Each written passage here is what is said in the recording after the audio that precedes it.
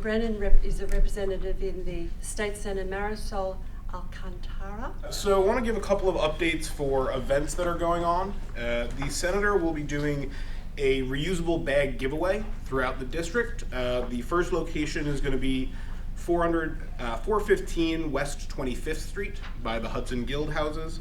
That's going to be 10 a.m. to 11 a.m. on Saturday. We're going up the district, so at 11:30 we're going to be at Strauss Park, which is 106th Street and Broadway. 2 p.m. we're going to be at 137th Street and Broadway. 3:30 Washington Heights, 181st and St. Nicholas. And if you want to join us in Marble Hill, we'll be there at 5 p.m. 225th Street off the 1 train.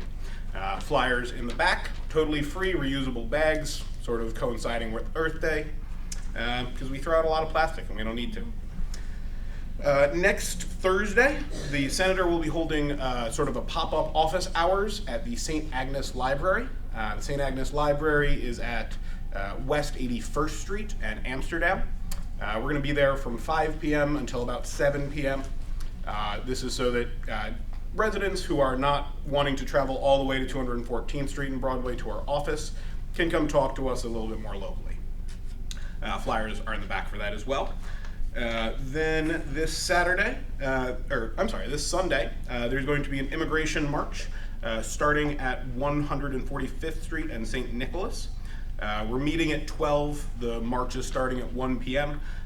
This is a march pro-immigration and against a lot of the Donald Trump policies that we have been hearing so much about. I wish I could stop hearing about them, and maybe we will if we get impeach him. But so now I want to do a quick update on the state budget. I think I'm actually might be the only state elected official representative here today, so no one else needs to update. Passed a couple of weeks ago. It was a little bit late, and it was definitely not a perfect budget. No one's going to tell you it got everything needed that we should do or want to do.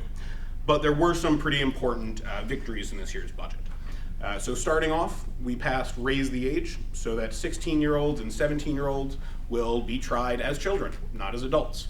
We know the children are still developing, and we think it is fair to treat them differently. So that's one of the big victories. Another one is there was $4 million to the New York Immigrant Family Unity Project, which provides legal representation for people facing deportation hearings. Something like 3% of people without representation do not get deported. Something like 33% of people with representation do not get deported. So we're talking a massive increase.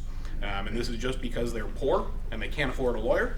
And we think that that's not fair, right? We get free lawyers in criminal court. We want there to be lawyers for people in immigration court. Additionally, there is, as you may have heard, tuition-free public universities. For community colleges, SUNY and CUNY is free for families earning, right now it's under $100,000. It's going to go up to $125,000 a year. This is an important victory. It's not everything that everybody wanted, of course, but it's an important step. And then there was translation services for orders of protection. So previously the city had only given these orders of protections if you were a victim of domestic violence, for example. It would be in English. But if you don't speak English, if your community doesn't speak English, this is not as effective and it's not as helpful. So now they're going to be translating it into the top 10 most common languages, which is going to be life-changing for folks. And lastly, there was a pretty significant $2.5 billion increase in clean water infrastructure. You may have heard the stories recently, some schools in the city, the water is not as clean as we would like it to be. So clean water is not something that only happens elsewhere. It is something we have to take care of here in New York, and we've started to put money towards that. Well then, thank you very much. Thank you.